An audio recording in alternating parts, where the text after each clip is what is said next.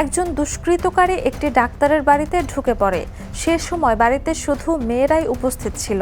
লোকটি ভেতরে ঢুকতেই মেয়েরা তাকে ধরে ফেলে এবং জোরে মারধর করে। পুরো ঘটনাটি ঘরের সিসিটিভি ক্যামেরায় রেকর্ড হয় এবং ভাইরাল হয় সামাজিক মাধ্যমে।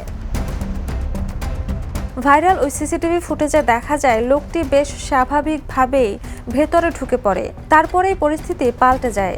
লোকটি ঘরের ভেতরে ঢোকার পর মেয়েরা দ্রুত প্রতিরোধ গড়ে তোলে, তাকে আটকে রাখে দরজার কাছেই এবং ধাক্কাধাক্কি ও মারধর করে।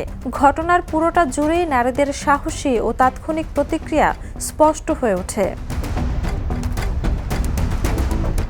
ঘটনাটি ঘটেছে গত 21 মার্চ ভারতের উত্তরপ্রদেশের মোরাদাবাদ জেলার ডাক্তার সালমা নাসিরের বাসায়। ভিডিওটি ভাইরাল হওয়ার পর অনেকেই নারীদের সাহসের প্রশংসা করেছেন, তবে কেউ কেউ ঘটনার পেছনে আরও প্রেক্ষাপট থাকতে পারে বলেও মন্তব্য করেছেন।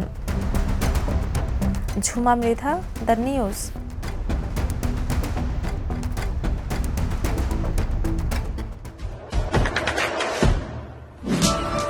দেশে দেশে সবার সাথে দ্য নিউজ।